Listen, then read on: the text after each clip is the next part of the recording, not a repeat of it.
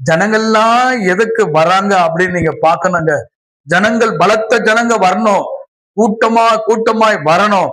ஏன் அதிக கூட்டத்தை நம்ம சேர்க்கணும், அதிக கூட்டத்தை நம்ம பண்ணணும் அப்படின்னா, வேற எதற்காக நோக்கம் வரக்கூடாது, கர்த்தருக்கு மகிமை செலுத்தணும். ஆமென். கூட்டமாய் போய் யாருக்கு மகிமை செலுத்தணும்? இருக்குதா இப்போ? கர்த்தருக்கு மகிமை செலுத்துறோமா? கர்த்தர் மகிமைப்படுகிறாரா? தேவன் நம்முடைய நாவினால புகழப்படுகிறாரா? கூட்டமாய் தேவனுடைய நாமத்தை நாம் மகிமைப்படுத்துகிறோமா?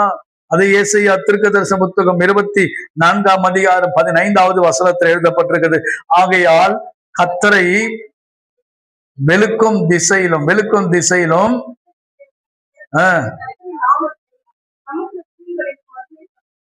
திசைனா என்னங்க? சூரியன் உதிக்கிற இடத்திலிருந்து, சூரியன் உதயமாகிற இடத்திலிருந்து, இஸ்ரவேலின் கிழக்கிலிருந்து மேற்கு வரைக்கும் கர்த்தரின் நாமத்தை நாம் என்ன செய்யணும்? மகிமைப்படுத்தணுங்க. தீவுகளிலே, மலைகளிலே, குன்றுகளிலே, காடுகளிலே, சூரியன் உதிக்கும் திசைகளில், சூரியன் மறைக்கிற எல்லா திசைகளிலும் கர்த்தர் ஒருவருக்கே மகிமை. ஆமென். அல்லேலூயா, அல்லேலூயா.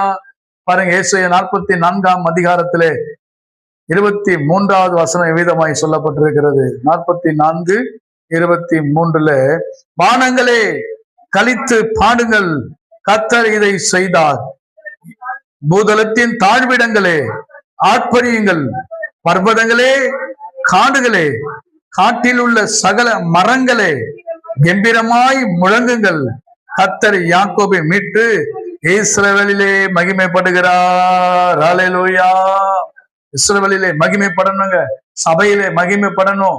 தேவ மக்கள் மத்தியிலே தேவன் மகிமை செலுத்தணும். அதுதான் வானங்களே கலித்து பாடுங்கள். அருமையா இருக்கு பாருங்க இந்த வசனம். கர்த்தர் இதை செய்தார்.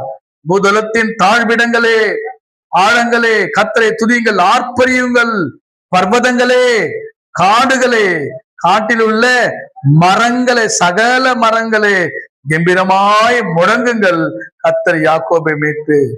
ஏன் தெரியுமா முழங்கணும்? பூமியில ஒரு பாவி மனம் தெரியுமா பரலோகமே சந்தோஷமா. பூமியில ஒரு பாவி, எங்கேயோ ஒரு பாவி மனம் திரும்புறான் அப்படின்னா பரலோகம் சந்தோஷப்படுகிறது. ஏன்னா மனம் திரும்புதலுக்கு அவ்வளவு ஒரு மகிழ்ச்சி, ஒரு கொண்டாட்டம்.